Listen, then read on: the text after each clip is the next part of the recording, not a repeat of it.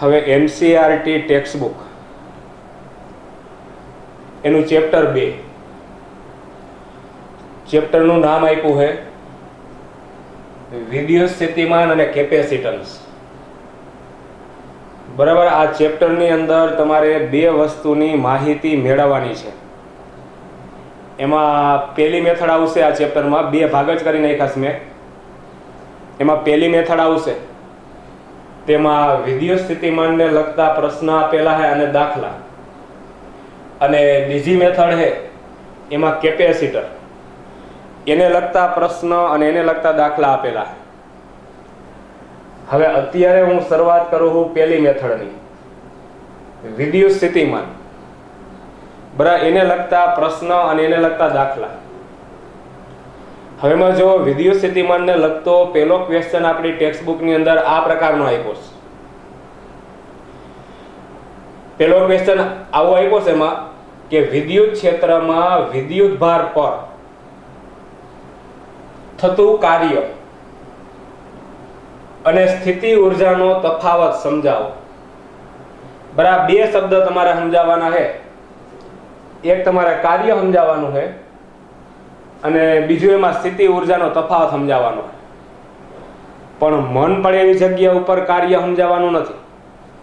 કઈ જગ્યા ઉપર કીધું? તો કે કોઈ વિદ્યુત ક્ષેત્રની અંદર કોઈ પણ વિદ્યુત ભાર હોય એના ઉપર થતું કાર્ય તમારે સમજાવવાનું. હવે જો અત્યારે આ સ્થિતિ ઉર્જાનો તફાવત અત્યારે રાખી દઉં છું. શરૂઆતની અંદર માત્ર આટલો પ્રશ્ન ક્લિયર કરું કે વિદ્યુત ક્ષેત્રમાં વિદ્યુત ભાર ઉપર થતું કાર્ય સમજાવો. સ્થિતિ ઉર્જાનો તફાવત આપણે પછી જોઈએ.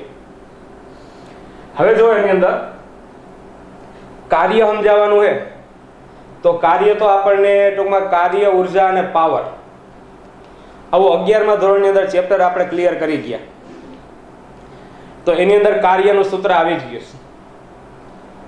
બરાબર. જો અચળ બળ હોય તો કાર્ય એટલે બળ વિના સ્થાનાંતર હતું, અને ચલ બળ હોય તો કાર્ય એટલે સંકલન. પેલા સૂક્ષ્મ ખંડમાં કાર્ય મેળવતા હતા, બળ વિના સ્થાનાંતર. પછી એનું સંકલન કરી નાખીએ એટલે કુલ કાર્ય મળે. તો કાર્ય મેળવવાના સૂત્ર મારી પાસે ટૂંકમાં આગળ 11મા ધોરણમાં આવી ગયા. તો આ પ્રશ્નની અંદર મારે કાર્ય તો સમજાવવાનું છે, તો એક મુદ્દો તેનું સૂત્ર આપણે તારવવું જોઈએ. તો સૂત્ર તો આપણને આવડે, પણ જો અહીંયા જે વિદ્યુત ક્ષેત્રની અંદર વિદ્યુત ભાર ઉપર તમારે જે કાર્ય કરવું પડે એના માટે, એ કાર્ય માટે અમુક બાબત મહત્વની બની જાય કે જેના આધારે હું સ્થિતિ ઉર્જાનો તફાવત હું સમજી શકીશ. તો કાર્ય માટેની એવી જે બાબતો છે એ બાબતો પણ મારે આમાંથી ધ્યાનમાં લેવી જોઈએ. હવે બધી વસ્તુ એવી બાબતો છે અથવા તો કાર્ય સાથે સંકળાતા અમુક મહત્વના મુદ્દાઓ છે, એ આપણને ક્યારે ખબર પડશે? આપણે આકૃતિ દોરી અને એમાંથી સમજવાનો પ્રયત્ન કરશું ત્યારે ટૂંકમાં એ શક્ય બનશે કે અહીં કાર્યને લગતા કેટલા મુદ્દાઓ મહત્વના છે કે જે મારે આ પ્રશ્નના જવાબમાં લખવા પડશે. તો જો અહીંયા જે પ્રમાણે પ્રશ્નમાં કીધું એ પ્રમાણે વિચારવાનો પ્રયત્ન કરું. વિદ્યુત ક્ષેત્રમાં વિદ્યુત ભાર ઉપર થતું કાર્ય સમજાવવાનું છે, એટલે એનો મતલબ એમ કે મારે વિદ્યુત ક્ષેત્રની જરૂર પડશે. તો વિદ્યુત ક્ષેત્ર મળે ક્યારે? તો કોઈ પણ વિદ્યુત ભાર હોય ને તો એની આસપાસના વિસ્તારમાં વિદ્યુત ક્ષેત્ર ઉત્પન્ન થતું હોય. કોઈ સ્થિર વિદ્યુત ભાર હોય તો એની આસપાસના વિસ્તારમાં વિદ્યુત ક્ષેત્ર ઉત્પન્ન થતું હોય. આપણે પહેલા ચેપ્ટરની અંદર એક બિંદુવત વિદ્યુત ભારનું વિદ્યુત ક્ષેત્રનું સૂત્ર મેળવ્યું.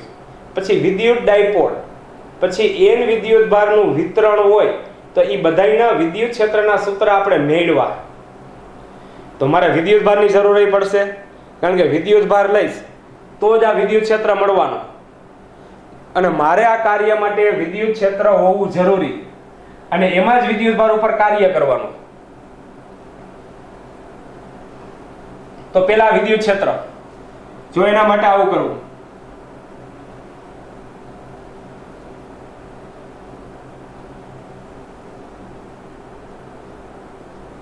આ યામાક્સ પદ્ધતિ.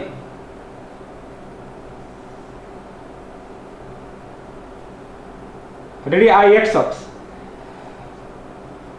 પછી આ y અક્ષ અને z અક્ષ, અહીંયાનો ઉગમ બિંદુ છે તો અહીંયા પ્લસ q વિદ્યુત ભાર મૂકો, બરાબર, બિંદુવત વિદ્યુત ભાર મૂકો.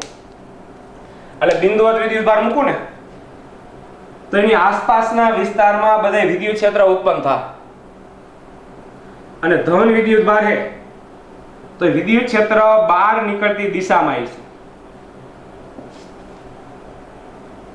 આનો બિંદુવત વિદ્યુત ભારનું વિદ્યુત ક્ષેત્ર.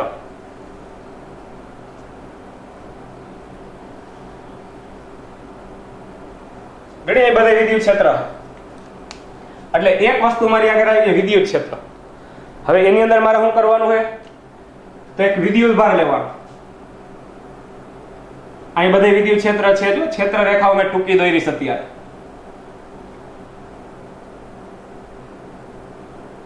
હાલો અહીંયા પ્લસ q વિદ્યુત ભાર લીધો, આ વિદ્યુત ભાર, અને બિંદુ કહી દો એને r. હવે પ્લસ q વિદ્યુત ભાર r બિંદુ ઉપર છે.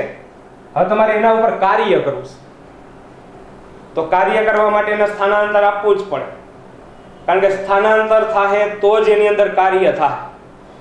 તો સ્થાનાંતર કરવા માટે માની લઉં કે એના ઉપર હું બળ લગાડી અને પ્લસ q વિદ્યુત ભારને p બિંદુ પાસે લઈ આવું, આ p બિંદુ પાસે.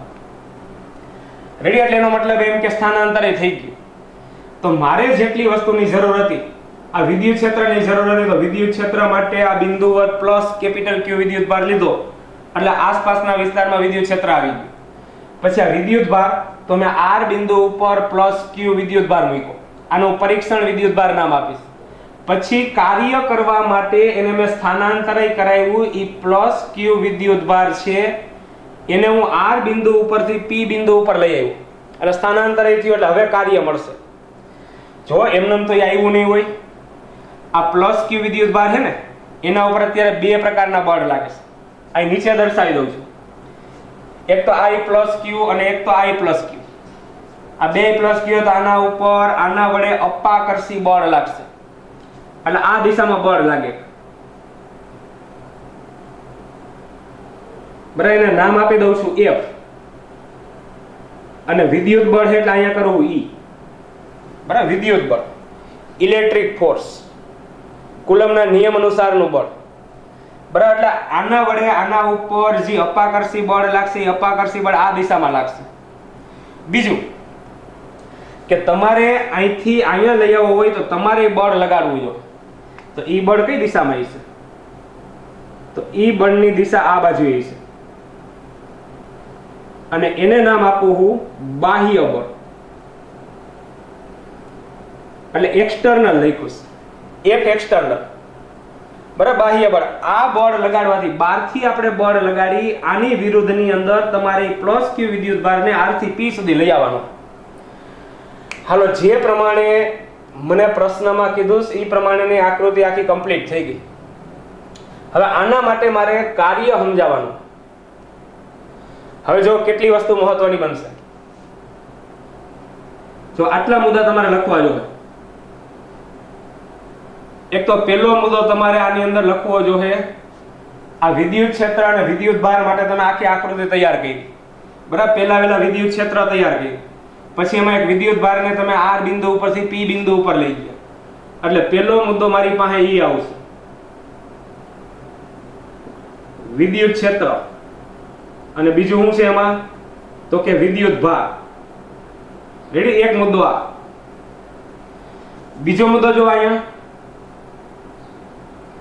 કે તમે પ્લસ q ને r બિંદુ ઉપરથી p બિંદુ ઉપર લઈ આવવાના, એવું પહેલા મુદ્દાની અંદર આવવાનું જ છે. કારણ કે તમે પહેલા મુદ્દામાં આખી આકૃતિનું વર્ણન કરશો તો આકૃતિના વર્ણનમાં તમે પ્લસ q વિદ્યુત ભારને r બિંદુ ઉપરથી p બિંદુ ઉપર તમે લઈ આવવાના. તો પ્લસ q વિદ્યુત ભાર r બિંદુ ઉપરથી p બિંદુ ઉપર આવે ત્યારે, જો મેં તમને કીધું ને કે પ્લસ q વડે આ સ્મોલ q વિદ્યુત ભાર ઉપર અપાકર્ષી બળ લાગશે, તો આ વિદ્યુત ભાર વડે આના ઉપર અપાકર્ષી બળ લાગશે.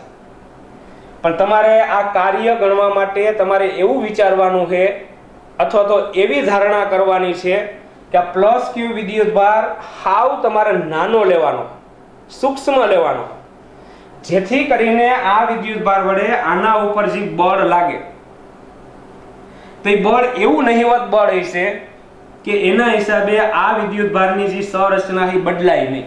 ટૂંકમાં વિદ્યુત ભાર જે જગ્યા ઉપર છે એ જ જગ્યા ઉપર રહે. બરાબર છે? એ વસ્તુ અહીં મહત્વની. વળી માની લો કે આખી ગોઠવણી મેં કરી અને આના હિસાબે વિદ્યુત ભાર દૂર ભાગી જતો હોય તો આપણી ગોઠવણી પાછી વિખાઈ જાય. રેડી? એટલે આ વિદ્યુત ભારનું સ્થાન બદલવું ન જોઈએ. સ્થાન બદલવું ન જોઈએ એ હેતુથી આ પ્લસ ક્યુ છે એનું મૂલ્ય કેવું લેવાનું તમારે? હાવ સૂક્ષ્મ. અને શા માટે સૂક્ષ્મ લેવાનું? કારણ કે મૂલ્ય સૂક્ષ્મ તમે લેવો તો એના વડે આના ઉપર જે અપાકર્ષી બળ લાગશે એનું મૂલ્ય હાવ નાનું આવશે, જેથી કરીને પ્લસ ક્યુ નું સ્થાન બદલે નહીં અથવા તો એની સંરચના એ બદલે નહીં. બરાબર? એ હેતુથી આ વિદ્યુત ભાર તમે આ પ્રક્રિયાની અંદર જે વિદ્યુત ભાર પ્લસ ક્યુ એટલે કે પરીક્ષણ વિદ્યુત ભાર તમે જે પસંદ કરેલો છે એનું મૂલ્ય અત્યંત તમારે નાનું લેવાનું. આવી તમારે ધારણા કરવી જોઈએ. બીજી વસ્તુ આની અંદર જ કે જે બાહ્ય બળ લગાડો એનું મૂલ્ય આના જેટલું જ રાખવાનું. આ બળ જેટલું લાગે છે, માની લો કે આ 10 ન્યૂટનનું બળ લાગતું હોય તો આ વિદ્યુત ભારને અહીંથી અહીંયા લઈ આવો હોય ને તો આ વિદ્યુત ભાર ઉપર બાહ્ય બળ 10 ન્યૂટન લગાડો તોય અહીંથી અહીંયા આવશે. પછી 11 ન્યૂટન લગાડો તોય આવશે. પણ જો 9 ન્યૂટન બાહ્ય બળ લગાડું ને તો 9 આમ લાગશે અને વિદ્યુત બળ 10 આમ લાગશે તો પરિણામી 1 ન્યૂટનનું આમ લાગશે. તો આ વિદ્યુત ભાર R થી P સુધી આવશે નહીં. એટલે તમારે આ વિદ્યુત ભારને R બિંદુ ઉપરથી P બિંદુ ઉપર જો લઈ આવવો હોય, બરાબર, તો એના માટે લગાડવું પડતું જે બાહ્ય બળ છે આના જેટલું અથવા એના કરતા વધારે લગાડવું પડે. પણ વધારે નહીં લગાડવું. જો અહીંયા સમજાવી દઉં કે માની લો કે એકથી બળ છે એ 10 ન્યૂટન અને બાહ્ય બળ છે એ માની લો કે 12 ન્યૂટન. બરાબર? એક પરિસ્થિતિ આ. અને બીજી કે માની લો કે બે બળના મૂલ્ય સરખા, I 10 ન્યૂટન અને I 10 ન્યૂટન. બરાબર? R થી P સુધી ટૂંકમાં પ્લસ ક્યુ વિદ્યુત ભારને લઈ આવવા માટે આ બાહ્ય બળનું મૂલ્ય કા આના જેટલું રાખવું પડે કા આના કરતા વધારે રાખવું પડે. એટલે મેં બે પરિસ્થિતિ લીધી છે કે એકની અંદર બે બળના મૂલ્ય સરખા અને બીજાની અંદર બાહ્ય બળનું મૂલ્ય વિદ્યુત બળ કરતા વધારે. તો અહીંયા જો આ જે ગતિ છે ને એ પ્રવેગ રહિત થાય. પ્રવેગ રહિત એટલે અચળ વેગી. બરાબર? અચળ વેગી ગતિ થાય. એનું કારણ છે કે પરિણામી બળ 0 થઈ જશે અને પરિણામી બળ 0 થાય તેનો પ્રવેગ 0 થઈ જાય અને પ્રવેગ જો 0 થઈ જતો હોય તેનો વેગ અચળ થઈ જાય. એટલે પ્રવેગ રહિત ગતિ છે અથવા તો અચળ વેગી ગતિ. જ્યારે આમાં પરિણામી બળ 2 ન્યૂટન મળે એટલે એનો મતલબ એમ કે પ્રવેગય મળશે. તો આ થાય પ્રવેગિત ગતિ થાય. રેડી? તો હવે જો આટલી વસ્તુ આપણને સમજાણી એમાંથી, તો મારે અહીંયા ટૂંકમાં પ્લસ ક્યુ વિદ્યુત ભારને R બિંદુ ઉપરથી P બિંદુ ઉપર તમે લઈ આવો તો એ ગતિ છે ને કેવી રાખવાની છે તમારે? પ્રવેગ રહિત. બરાબર? આ ધારણા કરવી જોઈએ. શા માટે પ્રવેગ રહિત ગતિ કરવી જોઈએ? કારણ કે મેક્સવેલ એવું આપણને કહી ગયો છે કે કોઈ પણ પ્રવેગિત ગતિ કરતો વિદ્યુત ભાર હોય એ પોતાનામાંથી વિકિરણનું ઉત્સર્જન કરે. બરાબર? પ્રવેગિત ગતિ કરતો વિદ્યુત ભાર પોતાનામાંથી વિકિરણનું ઉત્સર્જન કરે. પણ અચળ વેગથી ગતિ કરતો કોઈ પણ વિદ્યુત ભાર હોય તો ઈ આવા વિકિરણનું ઉત્સર્જન કરતો નથી. જો તમે કેમિસ્ટ્રીની અંદર પરમાણુ ભણતા હો તો એવું આવતું હોય કે પરમાણુની અંદર ઇલેક્ટ્રોન ઊંચા ઉર્જા સ્તરમાંથી નીચા ઉર્જા સ્તરમાં સંક્રાંતિ કરે ત્યારે Hc ના છેદમાં લેમ્ડા ઉર્જાવાળા વિકિરણનું એમાંથી ઉત્સર્જન થાય. તો એનો મતલબ એમ કે ગતિ છે ને પ્રવેગિત ગતિ છે. ઊંચા ઉર્જા સ્તરમાંથી ઇલેક્ટ્રોન નીચા ઉર્જા સ્તરમાં આવે ત્યારે એમાંથી વિકિરણનું ઉત્સર્જન થાય તો ઇલેક્ટ્રોનની તે ગતિ પ્રવેગિત ગતિ છે. પણ જો બીજી વસ્તુ એવી કે કક્ષામાં ભ્રમણ કરતો ઇલેક્ટ્રોન હોય એ વિકિરણનું ઉત્સર્જન કરતો નથી. કારણ કે ઇલેક્ટ્રોનની ગતિ છે એ અચળ વેગી ગતિ છે.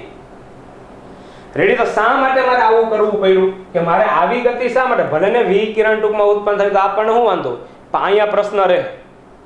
જો એ સમજાવો. માની લઉં કે તમે આની અંદર આ પ્લસ ક્યુ વિદ્યુત ભારને આર બિંદુ ઉપરથી પી બિંદુ ઉપર લઈ આવો તો જે કાર્ય કરો એ કાર્ય માની લો કે 10 જૂલ છે, આવું માની લો. બરાબર? એ બધુંય કાર્ય સમજાવું છો હમણાં, પણ ત્રીજો મુદ્દો આવી ગયો છે ભેગો કે જેટલું કાર્ય તમે પ્લસ ક્યુ વિદ્યુત ભારને આર બિંદુ ઉપરથી પી બિંદુ ઉપર લઈ આવવા માટે જે કાર્ય કરશો એ કાર્ય ઉર્જા સંરક્ષણનો નિયમ આપણી પાસે છે કે એક ઉર્જાનું બીજી ઉર્જામાં રૂપાંતર થાય, કોઈ ઉર્જા નવી ઉત્પન્ન ન થઈ શકે કે કોઈ ઉર્જાનો નાશ ન થાય. તો અહીંયા જો આ કાર્ય છે એક પ્રકારની ઉર્જા છે. હવે તમે પ્લસ ક્યુ વિદ્યુત ભારને આર બિંદુ ઉપરથી પી બિંદુ ઉપર તમે લઈ આવ્યા અને 10 જૂલનું કાર્ય કર્યું તો એ કાર્યનું શું થાય? નાશ તો ન થાય, પણ એ કાર્ય વિદ્યુત ભારની અંદર ઉર્જાના સ્વરૂપમાં સંગ્રહ થઈ જાય, જેને સ્થિતિ ઉર્જા કહેવામાં આવે છે. એટલે સ્થિતિ ઉર્જાના સ્વરૂપમાં સંગ્રહ થતું હોય. બરાબર? એટલે ત્રીજો મુદ્દો એ આવશે આની અંદર કે જે કાર્ય તમે કરશો એ બધુંય કાર્ય શેમાં જાહે? તો કે સ્થિતિ ઉર્જામાં.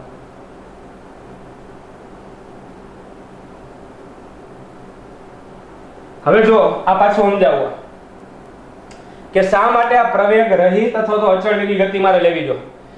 માની લો કે પેલું આ પસંદ કરો, પ્રવેગિત ગતિ. હવે માની લો કે આ પ્રવેગિત ગતિ કરાવીને પ્લસ ક્યુ ને આર બિંદુ આગળથી પી બિંદુ સુધી લઈ જાઓ તો એમાંથી વી કિરણનું ઉત્સર્જન થાય.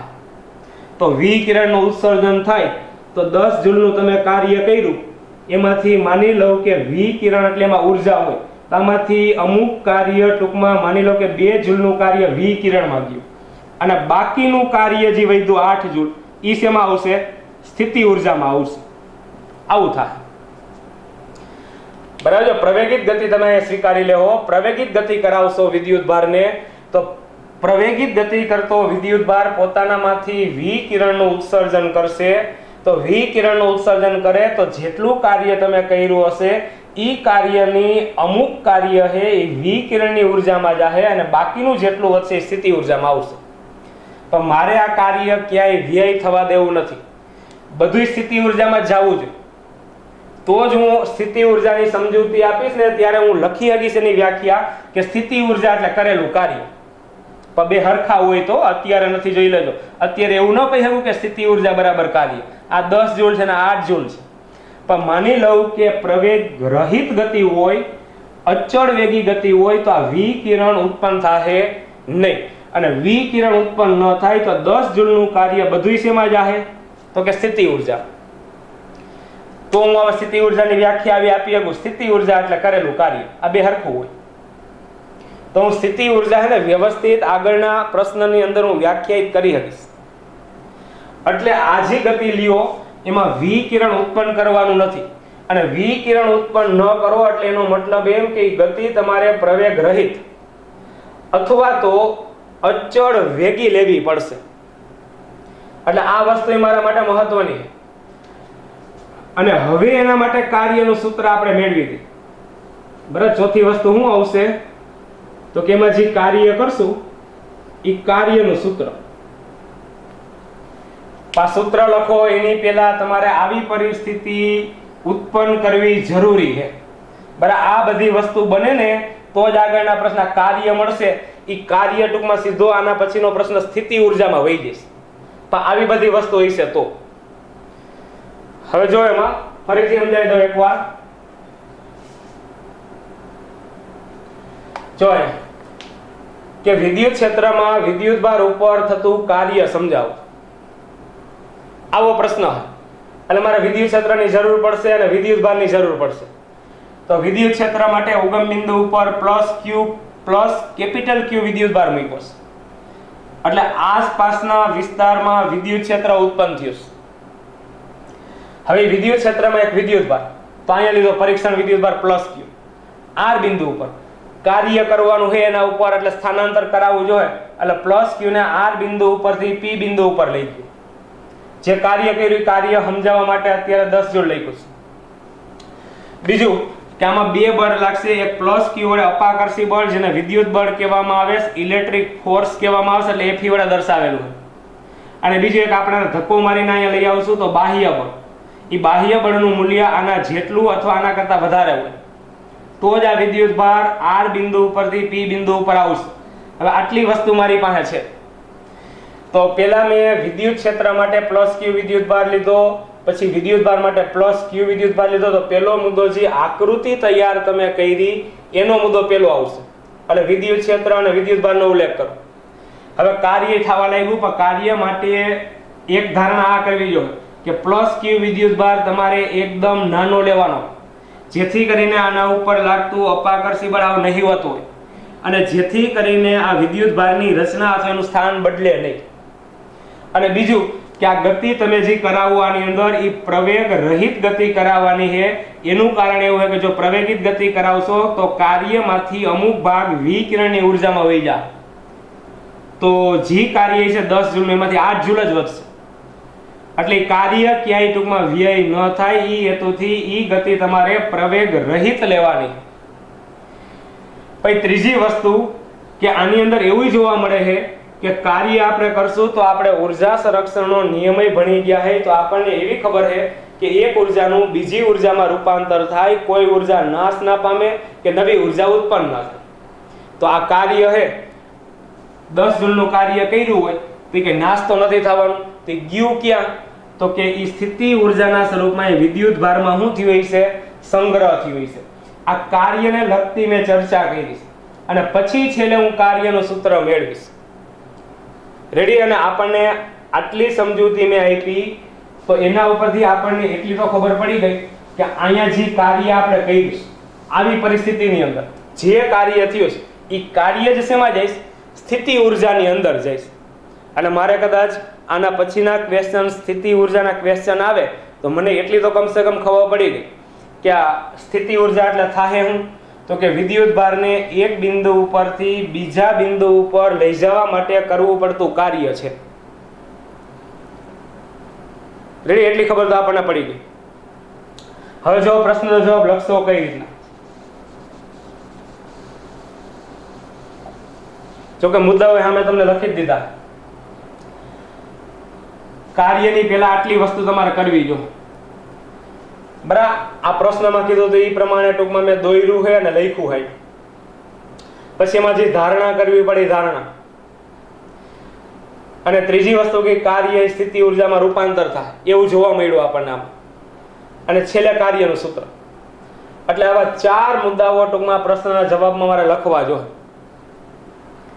જો પેલો મુદ્દો વિદ્યુત ક્ષેત્ર અને વિદ્યુત ભાર. તો જો હજી મુદ્દો આવો લખી શકું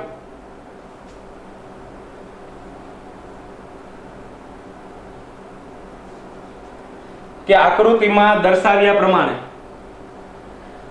ઉગમ બિંદુ ઉપર રહેલ પ્લસ ક્યુ વિદ્યુત ભારનું વિદ્યુત ક્ષેત્ર જે ઉત્પન્ન થાય છે એનો વિચાર કરો. હાલો લાનો ઉલ્લેખ થઈ ગયો બરાબર. યામાક્ષ પટ્ટીના ઉગમ બિંદુ ઉપર એક બિંદુવત વિદ્યુત ભાર પ્લસ ક્યુ મૂકવામાં આવે તો એને લીધે ઉત્પન્ન થતું જે વિદ્યુત ક્ષેત્ર છે એ વિદ્યુત ક્ષેત્રનો વિચાર કરો. બીજું વિદ્યુત ભાર. હવે આ વિદ્યુત ક્ષેત્રમાં એક પ્લસ ક્યુ વિદ્યુત ભારને પ્લસ ક્યુ પરીક્ષણ વિદ્યુત ભારને આ પ્લસ ક્યુ વડે જે અપાકર્ષી બળ લાગશે એની વિરુદ્ધ દિશામાં આર બિંદુ ઉપરથી પી બિંદુ ઉપર લાવવો છે. એટલે વિદ્યુત ભારનો ઉલ્લેખ આવી ગયો. એટલે પહેલો મુદ્દો મારો પૂરો થઈ જાય. તો જો આકૃતિમાં દર્શાવ્યા પ્રમાણે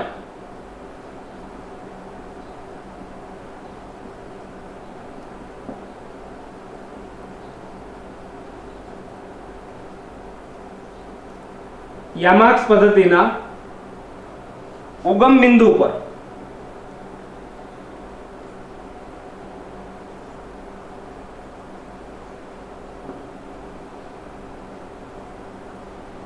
મૂકેલા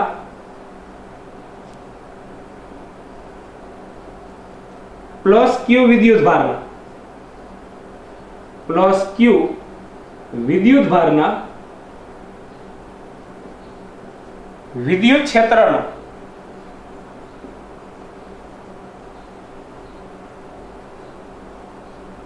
વિચાર કરો. હાલો વિદ્યુત ક્ષેત્રનો વિચાર કરી લીધો. હવે વિદ્યુત ભારનો ઉલ્લેખ કરો. શું કર્યું છે એની અંદર કે હવે આ વિદ્યુત ક્ષેત્રમાં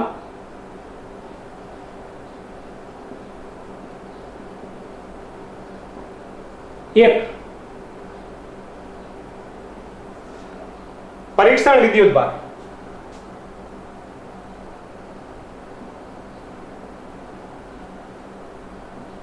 પ્લસ ક્યુ ને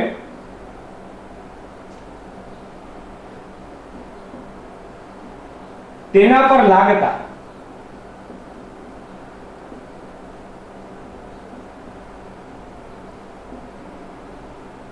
અપાકર્ષી બળની અપાકર્ષી બળ લાગશે એના ઉપર એની વિરુદ્ધમાં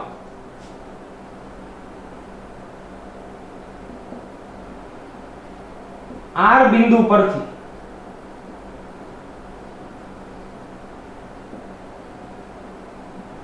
પી બિંદુ પર લાવવામાં આવે છે.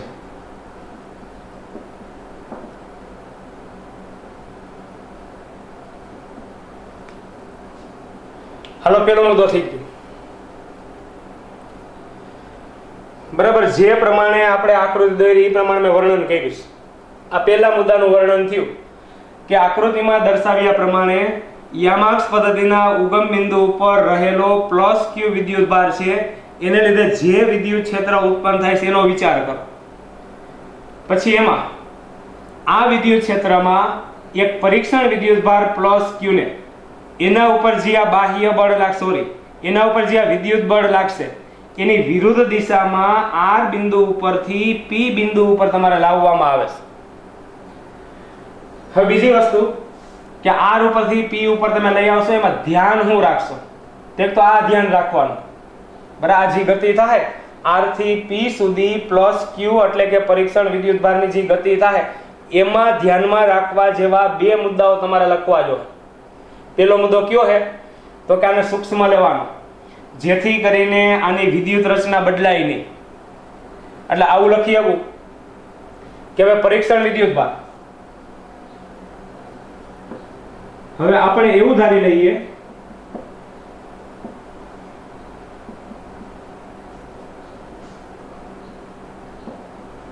કે આ પરીક્ષણ વિદ્યુત ભાર છે એનું મૂલ્ય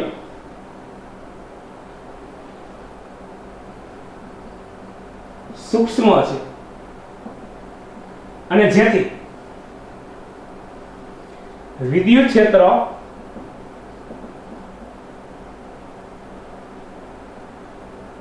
ઉત્પન્ન કરતા વિદ્યુત ભાર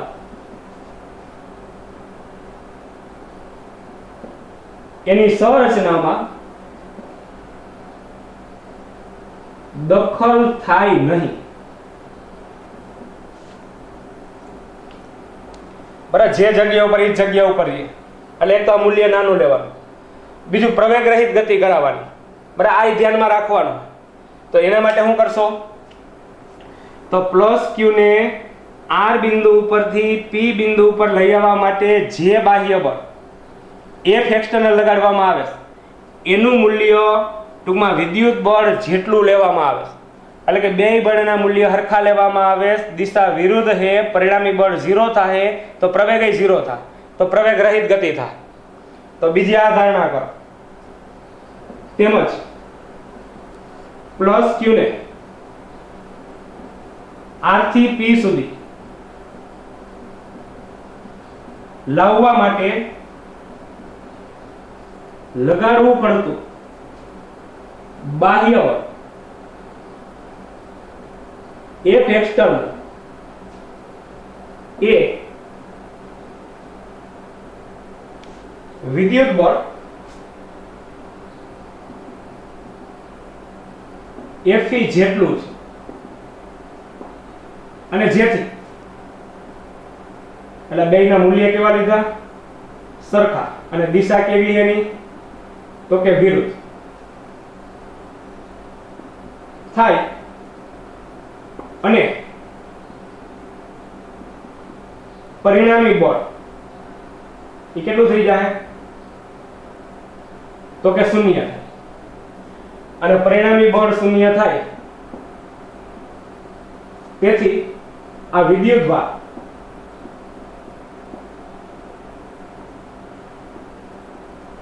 પ્રવેગ રહિત ગતિ કરે. એટલે પ્રવેગ રહિત ગતિ કરે એટલે વિકિરણનું ઉત્સર્જન થતું નથી. અને વિકિરણનું ઉત્સર્જન ન થતું હોય તો આપણે જે કાર્ય કરશું એ કાર્ય આપણી પાસે એમને રહે, બરાબર, ક્યાંય વ્યય નહીં થાય વિકિરણના સ્વરૂપમાં, એવું કહેવા માંગે છે. હાલો હજી કઈ વસ્તુની ધ્યાન રાખશો R થી P સુધી લઈ આવવામાં? તો ત્રીજો મુદ્દો એ કાર્યનું થાય હું તો કે વિદ્યુતભારમાં સ્થિતિ ઉર્જાના સ્વરૂપમાં સંગ્રહ થાય. એટલે અહીંથી તમે અહીંયા લઈ આવો અને 10 જૂલનું કાર્ય કરું એટલે અહીંયા વિદ્યુતભારમાં સ્થિતિ ઉર્જા 10 જૂલનો સંગ્રહ થયો. તમે અહીંથી જેવું મૂકી દેહો ને તો આ બળ લાગવાનું બંધ થઈ જાય. તમે મૂકી દો એટલે આ બાહ્ય બળ તમે જે લગાડતા હતા એ બંધ થઈ જાય તો માત્ર એક જ બળ લાગશે.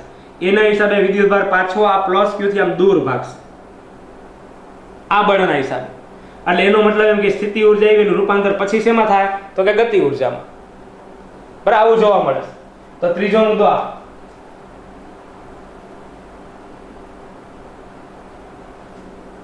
હું લખશો એમાં?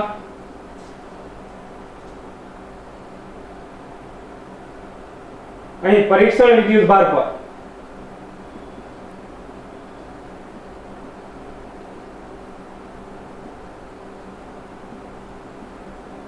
થતું કાર્ય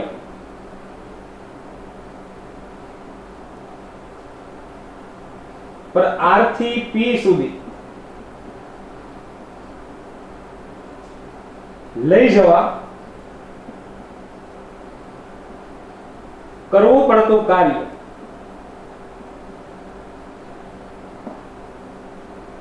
P બિંદુ પર એ વિદ્યુતભારમાં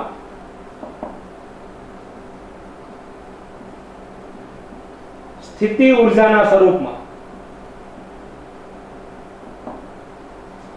સંગ્રહ થાય છે.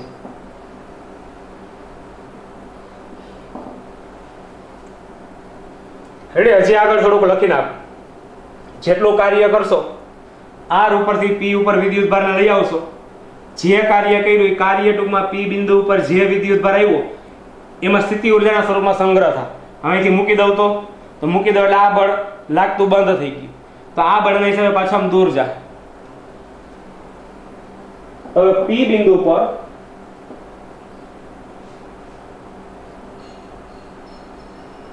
થી પરીક્ષણ વિદ્યુતભાર એટલે કે પ્લસ Q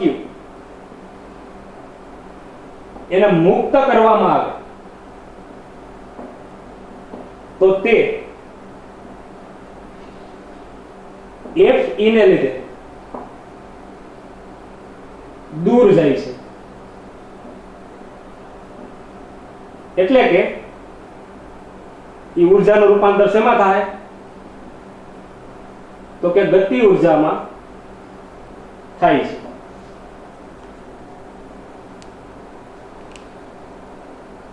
રેડી? હવે છેલ્લો એક મુદ્દો બાકી છે.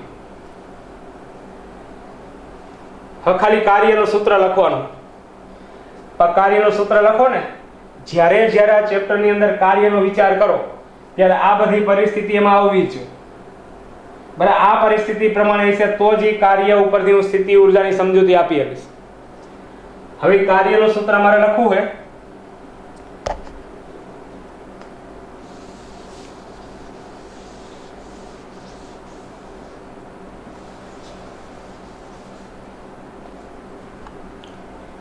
હવે જો કાર્ય એટલે બળ ગુણ્યા સ્થાનાંતર જ છે.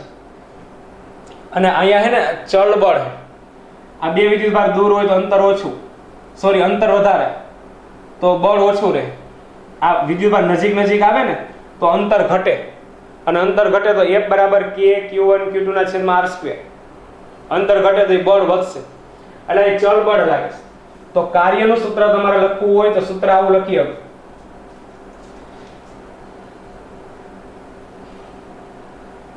કે હવે પ્લસ ક્યુ વિદ્યુત ભારને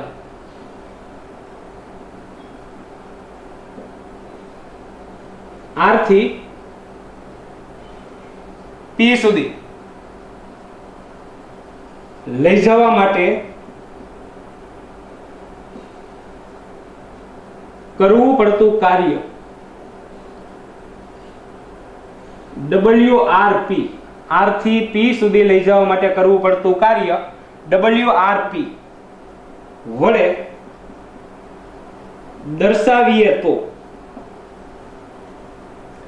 એ કાર્યનું સૂત્ર આવું થાય. ચલ બળ છે એટલે પહેલા તો અહીંથી અહીંયા સુધીમાં ગમે ને તમે સૂક્ષ્મ ખંડ કરો ને, એ સૂક્ષ્મ ખંડનું કાર્ય જો અને કાર્ય માટે બાહ્ય બળ જ લગાડીએ અને આના વડે જ અહીંથી અહીંયા આવે તો કાર્ય તમારે જોતું હોય તો પેલા સૂક્ષ્મ ખંડમાં કાર્ય, સૂક્ષ્મ ખંડમાં કાર્ય એટલે બળ ગુણ્યા સ્થાનાંતર, સ્થાનાંતર સૂક્ષ્મ ખંડનું સ્થાનાંતર. હાલો સૂક્ષ્મ ખંડમાં કાર્ય મળી ગયું, રેડી, બળ ગુણ્યા સ્થાનાંતર અને સૂક્ષ્મ સ્થાનાંતર dr લીધું એટલે સૂક્ષ્મ ખંડમાં કાર્ય મળી ગયું. કુલ કાર્ય જોતું તો આનું સંકલન, હવે સંકલન તો કરી નાખો પણ ક્યાંથી ક્યાં સુધી તો કે આર થી પી સુધી એટલે અહીંયા આવશે આર અને અહીંયા આવશે પી. અને માની લો કે જો તમારે બાહ્ય બળ ન લખવું હોય, એની જગ્યા ઉપર વિદ્યુત બળ લખવું હોય તો અહીંયા પરિસ્થિતિ મારી આગળ છે તો અહીંયા કેટલું લખવું પડશે? માઇનસ આવશે આગળ, તો એ લખી નાખું. આ ધ્યાનથી જોજો, બાહ્ય બળ મૂકો તો પ્લસ સૂત્ર આવશે અને વિદ્યુત બળ મૂકો એની જગ્યાએ, કારણ કે બે બળ હરખા જ છે, ખાલી દિશા જ વિરુદ્ધ છે. પણ જ્યારે બાહ્ય બળ મૂકો અહીંયા, આ બાહ્ય બળ બરાબર F E વડે દર્શાવો અને સ્થાનાંતર અને R થી P, તો આગળ શું આવશે? એમાં માઇનસ નિશાની આવશે. રેડી. હવે અહીંયા વિદ્યુત ક્ષેત્રમાં વિદ્યુત ભાર ઉપર થતું કાર્ય અહીંયા પૂરું થાય. આવા 4 મુદ્દાઓ તમારે એની અંદર આપવા જો. હવે જો એના પછી કે સ્થિતિ ઊર્જાનો તફાવત સમજાવો, તો સ્થિતિ ઊર્જાનો તફાવત આની અંદર આવી ગયો જો કે જોવા મળ્યો હોય તો.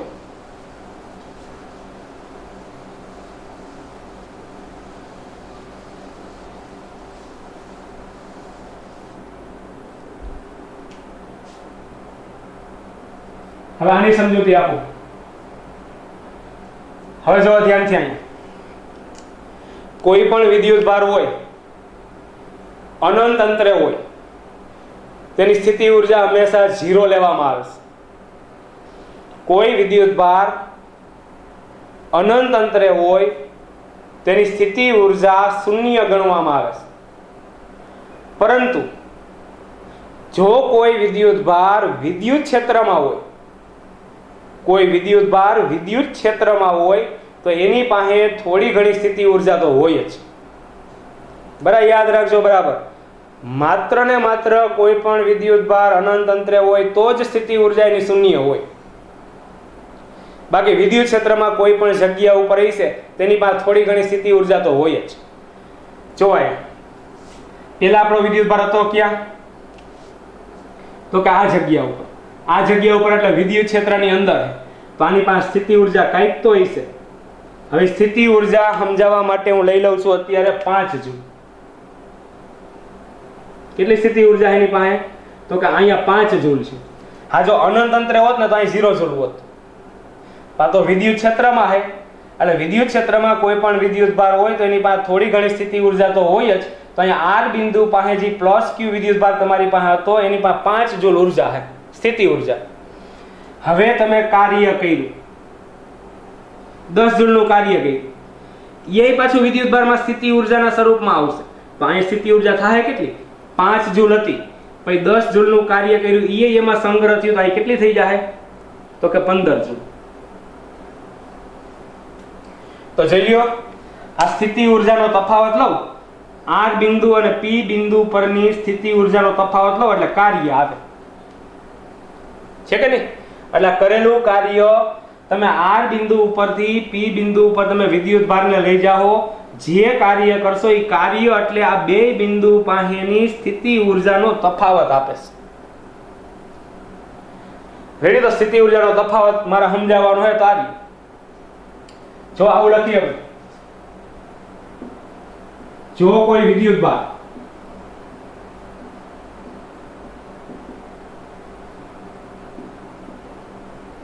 અનંત અંતરે હોય તો એની સ્થિતિ ઉર્જા શૂન્ય હોય, પરંતુ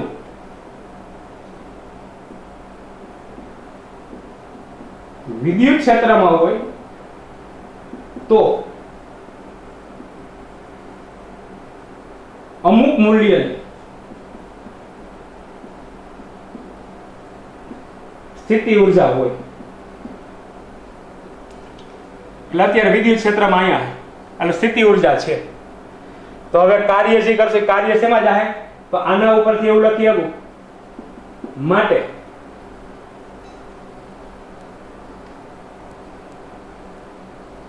પ્લસ ક્યુ ને આર થી પી સુધી લઈ જવા કરવું પડતું કાર્ય મને શું આપશે? કાર્ય તો કે પી અને આર પરના વિદ્યુત સ્થિતિ ઉર્જાનો તફાવત આપે. હાલો, પી પાસેની વિદ્યુત સ્થિતિ ઉર્જા, સ્થિતિ ઉર્જા યુ સંજ્ઞા કરીશ ને પી બિંદુ એટલે યુપી કરીશ, અને આર બિંદુ પાસેની સ્થિતિ ઉર્જા એનો તફાવત એટલે મને શું આપે? તો કે પ્લસ ક્યુ ને આર થી પી સુધી લઈ જવા માટે કરવું પડતું કાર્ય ઈ પી અને આર બિંદુ પરના વિદ્યુત સ્થિતિ ઉર્જાનો તફાવત આપે. તો એનો મતલબ એમ કે વિદ્યુત સ્થિતિ ઉર્જાનો તફાવત એટલે કાર્ય. ક્યાંથી ક્યાં સુધીનું કાર્ય છે? તો કે આર થી પી સુધી. હવે આનું સાદું રૂપ આપી દઉં. આ કાર્ય મારી આગળ છે F એક્સટર્નલ ડોટ dr અને ક્યાંથી ક્યાં સુધી છે? તો કે આર થી પી. બીજું બાહ્ય બળ તમારે આ ન લખવું એટલે વિદ્યુત બળ લખવું Fe બરાબર, અહીં આગળ માઈનસ અને આર થી પી. તો બીજું સૂત્ર આવું લખીએ. રેડી? આ સ્થિતિ ઉર્જાના તફાવતનું સૂત્ર આવ્યું. એટલે સ્થિતિ ઉર્જાનો તફાવત સમજાવો તો આ સ્થિતિ ઉર્જાનો તફાવત મેં સમજાવી દીધો. આ એક મુદ્દો એનો આવશે. જો કેટલી વસ્તુ ધ્યાનમાં રાખવી જોઈએ કે જો કોઈ વિદ્યુત ભાર અનંત અંતરે હોય તો સ્થિતિ ઉર્જા 0 હોય, પણ જો વિદ્યુત ક્ષેત્રમાં હોય તો એની પાસે અમુક મૂલ્યની સ્થિતિ ઉર્જા હશે. તો આપણો વિદ્યુત ભાર તો અહીંયા એટલે અમુક મૂલ્યની સ્થિતિ ઉર્જા એટલે 5 જૂલ છે. તો 10 જૂલનું કાર્ય કરવા લઈ આવવા માટે તો ઈ સ્થિતિ ઉર્જામાં જાય તો 5 જૂલ હતી ને 10 જૂલ આ મળી એટલે 15 જૂલ. એટલે એનો મતલબ એમ કે આ સ્થિતિ ઉર્જાનો તફાવત એટલે જ કાર્ય. તો મેં લખ્યું કે માટે પ્લસ ક્યુ ને આર થી પી સુધી લઈ જવા કરવું પડતું કાર્ય પી અને આર પરના વિદ્યુત સ્થિતિ ઉર્જાનો તફાવત આપે. નીચે સૂત્રના સ્વરૂપમાં એની રજૂઆત કરી છે. અહીંયા આખા પ્રશ્નનો જવાબ પૂરો થાય. રેડી? કાર્યના 4 મુદ્દા થયા અને સ્થિતિ ઉર્જાનો તફાવત છે એનો એક મુદ્દો. અહીં સંપૂર્ણ જવાબ પૂરો.